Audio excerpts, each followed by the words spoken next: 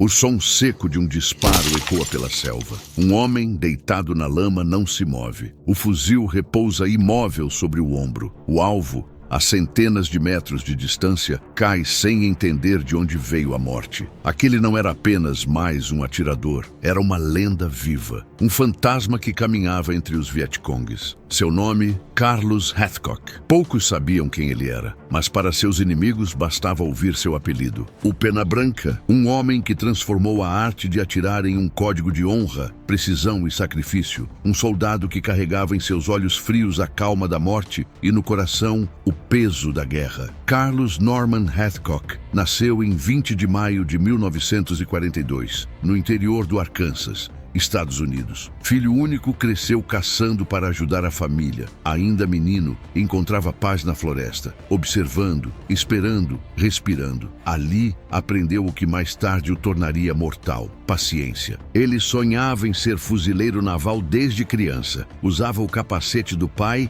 e imaginava combates que só existiam na cabeça de um garoto americano. Mas quando cresceu, o sonho virou realidade. E o preço alto demais. Aos 17 anos, ingressou nos Fuzileiros Navais dos Estados Unidos. Não era o mais forte nem o mais veloz, mas tinha algo que poucos possuíam: um olhar que nunca tremia. Nos campos de tiro, Hathcock se destacava pela precisão absurda. Ganhou prêmios, quebrou recordes e chamou a atenção dos oficiais. Mas ninguém imaginava o que aquele jovem tímido faria anos depois nas selvas do Vietnã. Em 1966, ele foi enviado para o Vietnã. O calor, o cheiro de podridão e o medo constante transformavam homens em sombras. Era uma guerra suja, uma guerra de paciência e emboscadas. E foi ali que Carlos Hathcock se tornou lenda. Ele não usava camuflagem padrão. Costurava o próprio uniforme com pedaços de vegetação,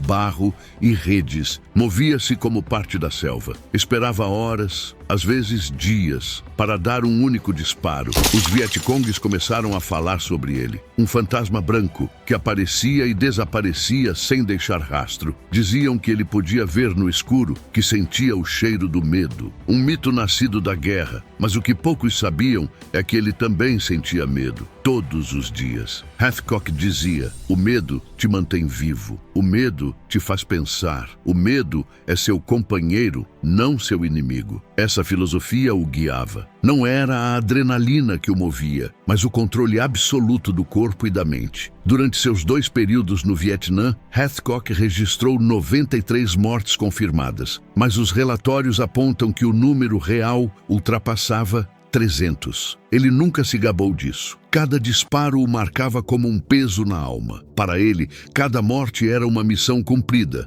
não uma vitória. Atirar era uma obrigação moral, não prazer. Uma das missões mais lendárias de sua carreira ficou conhecida como a caçada ao franco-atirador Vietcong. Um atirador inimigo chamado pelos fuzileiros de Cobra havia abatido diversos soldados americanos. Era preciso pará-lo, e essa tarefa foi dada a Hathcock. O jogo mortal começou. Por horas, Hathcock permaneceu imóvel, observando, respirando devagar, esperando o menor erro do inimigo. Era uma guerra de paciência, um duelo entre sombras. Então, um brilho distante, um reflexo quase imperceptível de luz sobre vidro. Seu dedo apenas descansou no gatilho. Um disparo seco ecoou pela mata. Silêncio. A bala havia atravessado direto pela luneta do atirador inimigo, destruindo-lhe o olho e matando-o instantaneamente. Um tiro impossível, um tiro perfeito. Aquele instante se tornaria uma das cenas mais lendárias da história militar moderna. Mas essa não foi sua única façanha. Hathcock ainda realizaria outra missão igualmente assustadora, talvez a mais extrema, já feita por um franco-atirador. Ele se arrastou por mais de 1.500 metros de terreno aberto durante 4 dias e 3 noites para eliminar um general norte-vietnamita. Sol, insetos, sede, sono e minas terrestres, movimentando-se apenas quando o vento balançava a grama. dormindo segundos, nunca minutos. Ali, ele não era homem. Era parte da terra, parte da guerra. Quando alcançou a distância fatal, um único disparo mudou o rumo da operação americana na região. Essa missão solidificou o nome de Hathcock como uma lenda viva, o predador invisível da selva. Mas o Vietnã não era feito apenas de glórias. Hathcock viu amigos morrerem, carregou corpos e foi queimado vivo após seu transporte blindado ser atingido por uma mina. Seu corpo pegou fogo e, mesmo assim, ele voltou para salvar outros fuzileiros. Mais de 40% do corpo ficou coberto por queimaduras. Ele passou anos em hospitais, lutando para sobreviver. A guerra acabou, mas a dor não. Hathcock não podia mais lutar, mas decidiu ensinar. Criou o programa de treinamento de snipers do Corpo de Fuzileiros Navais Estados Unidos. Ali, transformou a própria dor em legado. Sua filosofia se tornou a base do que é ensinado até hoje: precisão, paciência e propósito. Mesmo com o corpo debilitado pela esclerose múltipla, ele continuou inspirando jovens soldados até o fim da vida. Morreu em 23 de fevereiro de 1999, aos 56 anos. Mas sua história nunca morreu. Carlos Hathcock provou que um homem pode ser letal e, ao mesmo tempo, humano. Que coragem não é ausência de medo, mas domínio sobre ele. Que a precisão nasce não do ódio, mas da disciplina. Ele foi mais do que um soldado. Foi um símbolo. Um homem que lutou contra o caos. Não por glória, mas por dever. E nas palavras gravadas em sua lembrança, ecoa a alma de todos os guerreiros que caminham pela linha fina entre a vida